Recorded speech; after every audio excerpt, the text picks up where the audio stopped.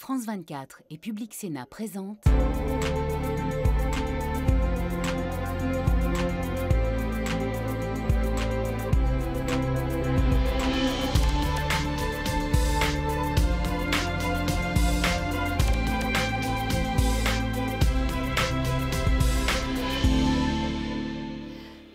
Merci de nous rejoindre depuis le Parlement européen à Bruxelles, dans une Europe qui laisse sur le carreau de plus en plus de citoyens, y compris des enfants touchés par la pauvreté. Ainsi, 3 Européens sur 10 s'estiment précaires, selon une récente étude de l'Ipsos pour le Secours populaire. Dans un contexte de forte inflation et de crise énergétique, les filets de sécurité de nos social-démocraties ont un peu amorti le choc, puisque la pauvreté ne s'est pas accrue au sein des 27, mais elle n'a pas reculé non plus. 95 millions d'Européens sont menacés d'exclusion sociale et la promesse faite de baisser ce chiffre de plusieurs millions par la Commission européenne n'a toujours pas été tenue. Et d'ailleurs, lors de son discours de rentrée, la chef de l'exécutif Ursula von der Leyen n'a pas eu un mot pour les plus démunis, à croire que l'Europe sociale n'est plus à l'ordre du jour. Alors pour en débattre, 2 invités, un Français du groupe de la gauche, Emmanuel Morel, bonjour. Et face à vous, un Roumain du groupe Renew, Alin Mituta, bonjour à vous. On commence avec vous. Je précise que votre pays, la Roumanie, est le pays le plus pauvre de l'Union, avec 34% de taux de pauvreté. Votre entrée dans l'Union européenne n'a pas amélioré la situation de vos concitoyens les plus fragiles ? Bon, je ne dirais pas que l'adhésion à l'Union européenne n'a pas contribué à augmenter à faire la situation meilleure, mais c'est vrai qu'on a en Roumanie des écarts assez importants entre régions et entre catégories sociales. On a par exemple la capitale, Bucarest, et d'autres grandes villes qui sont au-dessus de la moyenne européenne en ce qui concerne le PIB par exemple. Mais on a d'autres régions qui sont vraiment à 50% du PIB de l'Union européenne. Donc on a beaucoup à faire. C'est pour ça qu'on a des fonds européens pour se développer. On a fait des efforts. On est passé de 38% de la moyenne européenne jusqu'à 70%, 70%. Donc on a fait des efforts, mais c'est vrai que les disparités sociales sont encore très, très, très importantes.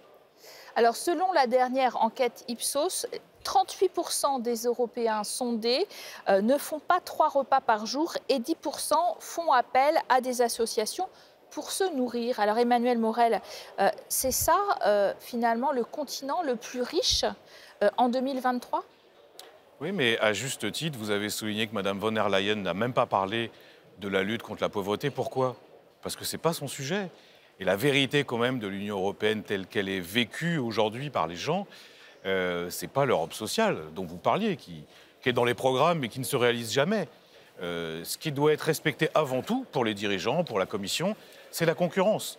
La concurrence entre les salariés, la concurrence entre les États. Et d'ailleurs, les traités eux-mêmes n'évoquent pas l'Europe sociale ou la lutte contre la pauvreté, mais par contre, ils insistent bien sur la liberté de circulation des marchandises, des capitaux, des personnes.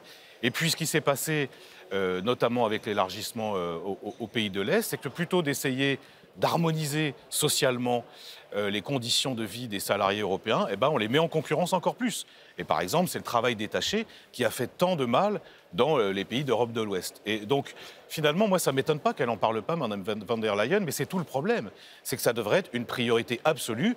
Et plutôt que la concurrence et la compétition, mettre au cœur du projet européen la solidarité, ça ferait du bien. On est loin de ça, et le contexte actuel, avec l'inflation, avec la crise de l'énergie, exacerbe ces tensions, parce que vous avez parlé des enfants.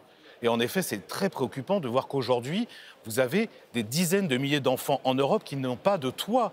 Presque 1 million de sans-abri en Europe. Et je ne vous parle pas des étudiants. Les étudiants, c'est pareil, des étudiants pauvres, ça explose dans les pays européens. Et face à cette situation d'urgence sociale, la vérité quand même, c'est que la Commission et bien des dirigeants ne font pas grand-chose. Pourquoi ? Parce que ce n'est pas leur sujet, encore une fois. C'est bien le problème. Alin Mituta, vous faites partie plutôt de la majorité qui soutient la Commission, en effet, qui s'était fixé comme objectif la réduction de la pauvreté en Europe. On l'a dit, pas un mot sur le sujet lors de son grand discours de rentrée de la présidente de la Commission européenne. L'Europe sociale, réduire les inégalités. Vous êtes d'accord ? Ce n'est pas une priorité, ce n'est plus une priorité. Vous êtes déçus ? Oui, bon, je suis d'accord qu'il faudrait faire mieux au niveau européen sur des questions sociales. Mais la vérité, c'est que dans les traités, on n'a pas de compétences au niveau européen sur les questions sociales. C'est une politique strictement nationale. Mais alors pourquoi se fixer un objectif, la réduction de la pauvreté? Mais justement, c'est ça le problème. Je suis d'accord avec M.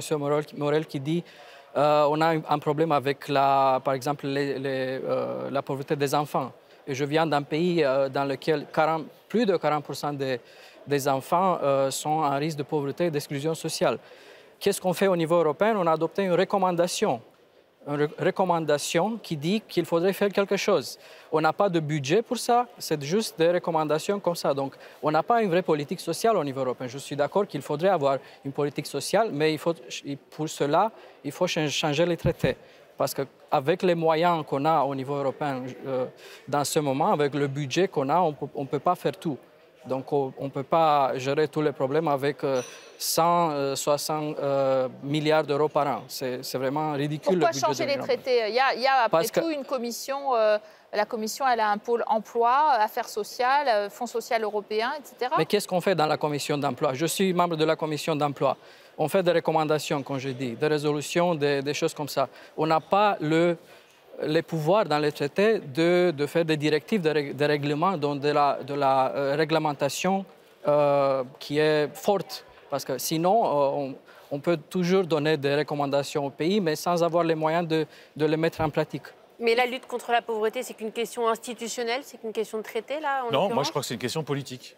Et le problème, c'est qu'il faut changer de politique. Changer de politique économique, ça veut dire quoi? Ça veut dire rompre avec l'austérité budgétaire. Là, on aura un débat dans les prochaines sessions sur est-ce qu'on revoit le pacte budgétaire. Et vous avez déjà tous les pays dits frugaux qui disent attention, surtout pas de déficit supplémentaire. En fait, en Europe, à part le pape qui se soucie encore de la pauvreté. Et attendez, moi et bien d'autres, nos électeurs, la plupart des gens en fait, vous, c'est les dirigeants qui sont un peu sourds à ce qui se passe. Mais j'insiste sur autre chose. Quand je disais c'est la politique, pas seulement budgétaire, la politique monétaire, par exemple, aujourd'hui, avec des taux très hauts, ça a des conséquences concrètes sur la pauvreté. La crise de l'électricité, quand on voit les conséquences pour les petits chefs d'entreprise et les gens, les ménages, mais ça, c'est de la politique, parce que le marché européen de l'électricité a été conçu de façon totalement absurde. Le prix est annexé sur le gaz explose, et résultat, on a des centaines de milliers d'entreprises qui sont en difficulté. Donc en fait, au-delà de la question institutionnelle des traités, la vérité, c'est que c'est la politique économique qui est menée par les institutions européennes qui ne va pas. Et c'est ça qu'il faut changer, parce que, mais encore une fois, il n'y a pas que le pape. Je veux dire, les Européens, quand on les interroge sur ce qu'ils attendent de l'Union européenne, ils mettent ces questions-là au cœur, la solidarité. Sauf que pour l'instant, les dirigeants sont sourds à la question du creusement des inégalités. Et d'ailleurs, j'insiste, parce qu'on parle de la pauvreté, mais on pourrait dire aussi qu'au même moment, il n'y a jamais eu autant de riches, de milliardaires et de millionnaires dans l'Union européenne. J'ai envie de dire précisément, pour réagir à la crise du Covid, pour réagir à la crise énergétique, on a beaucoup soutenu les entreprises. On a dit qu'il fallait de la croissance, de la croissance, de la croissance. Est-ce qu'il ne faut pas revenir, vous êtes quand même du parti Renew au centre de l'échiquier, sur un dogme libéral qui voudrait qu'avec la croissance, on sort les gens de la pauvreté, parce que finalement, on peut avoir de la croissance et ne jamais les sortir de la pauvreté. Bien sûr. Oui, c'est ça, c'est ce qu'on fait en fait, avec les moyens qu'on a au niveau européen. Par exemple, pour la crise Covid, on a eu au niveau européen le fonds sûr. Vous connaissez le fonds sûr, 100 milliards d'euros pour aider les compagnies, pour aider les travailleurs à passer les situations qui étaient difficiles dans la crise. On a aussi le fonds européen, on a le fonds social européen, 100 milliards d'euros sur 7 ans. Ce n'est pas beaucoup, mais c'est quand même quelque chose. Il faudrait avoir aussi le pouvoir d'adopter des règlements, des choses plus contraignantes. Parce que sinon, comme j'ai dit, on a les politiques, par exemple, pour sortir les enfants de la pauvreté, mais on n'a pas les moyens de les mettre en place au niveau des politiques nationales. Donc, ce qui reste, c'est des politiques nationales qui sont strictement, disons, nationales, parce qu'on ne peut pas faire des choses au niveau européen. Et c'est pas. On n'arrive pas à bien viser d'ailleurs avec les fonds de cohésion, avec les fonds finalement de relance. On arrive à viser la couche justement qui travaille, les travailleurs pauvres peut-être, mais on n'arrive pas vraiment à viser ceux qui sont déjà marginalisés, qui ne sont pas inscrits nulle part, qui sont un peu invisibilisés. Alors déjà, les travailleurs pauvres, c'est 30 millions, au moins 30 millions en Europe, et on ne les vise pas tous. Mais là où vous avez raison, c'est le programme sûr, par exemple, ou le plan de relance, c'était des bonnes idées. Le problème, c'est que les intentions actuelles de la Commission et de certains États membres, c'est de les abandonner. Alors même que ça avait quand même permis, comme vous le disiez en introduction, des filets de sécurité. Mais la vérité, encore une fois, c'est qu'il faut en faire des priorités politiques. Moi, je crois, vous parliez de la Commission emploi. Elle a quand même un rôle, la Commission emploi, quand elle s'est saisie du sujet de l'ubérisation des travailleurs des plateformes. Elle a quand même produit du texte. Moi, je crois que rien n'empêche aujourd'hui les eurodéputés, évidemment avec les autres institutions, de faire une directive sur les salaires et faire une proposition, par exemple, de les indexer sur l'inflation. On sait qu'aujourd'hui, c'est quand même un sujet brûlant. Il y a eu une directive sur le salaire minimum européen il y a un an. Largement insuffisante. C'était un premier pas, mais largement insuffisante, comme d'ailleurs à chaque fois qu'on parle d'Europe sociale. Mais c'est possible. Alors, il y a quelque chose aussi qui a changé la donne. La guerre en Ukraine et le changement climatique accentuent la notion de précarité énergétique. On a réussi à passer l'hiver 2022-2023 tant bien que mal. Celui qui arrive là, c'est l'hiver de tous les dangers, d'autant plus que les gouvernements disent ne plus avoir d'argent pour aider les plus démunis. Vous craignez cet hiver et notamment cette précarité énergétique qui accentue encore plus la fragilité des plus pauvres? Je dirais pas seulement cela, mais il y a aussi le problème des augmentations des prix aux aliments. Et nous, dans les pays de l'Est, on voit très bien ça. Ce qu'on fait au niveau européen, c'est par exemple de donner de l'argent, par exemple par le biais de la politique de cohésion, pour contribuer par exemple à la facture de l'énergie. Mais ça, c'est pour une période limitée. Donc on a fait ça l'année passée, certains pays ont le fait. Je pense qu'il faudrait continuer une politique sociale au niveau européen. Je suis tout à fait d'accord avec vous. Mais changeons les traités alors, puisqu'on donne à l'Union européenne les moyens de faire ça. Mais en attendant, vous faites quoi pour l'hiver qui arrive? Vous dites quoi aux concitoyens européens qui voient l'hiver arriver avec des factures qui flambent et une précarité énergétique qui cesse de s'accentuer? Mais par exemple, pour le gaz, on fait déjà des choses. Par exemple, on a pris une décision au niveau européen, la Commission a pris cette décision de mettre dans le dépôt de gaz assez de gaz pour passer l'été. Donc c'est quelque chose qu'on a fait déjà. Je suis d'accord qu'on devait faire plus, mais il faudrait avoir les moyens pour faire ça au niveau européen. Parce que, comme je disais, au niveau national, c'est vrai que chaque pays prend ses propres mesures.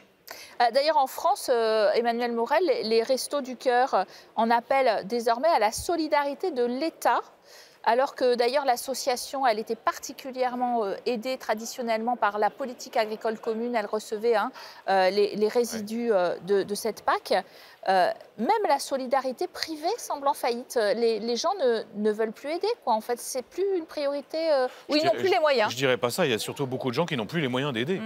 Les Restos du Cœur, en effet, ont alerté. C'est une situation très dramatique. Mais si on en reste à l'Europe, c'est exactement pareil. C'est d'ailleurs la raison pour laquelle on est un certain nombre d'eurodéputés, de droite comme de gauche, à demander à ce que le fonds qui va en direction des banques alimentaires soit largement amélioré. Aujourd'hui, c'est 600 millions sur une période de 5 ans. Ça ne suffit pas.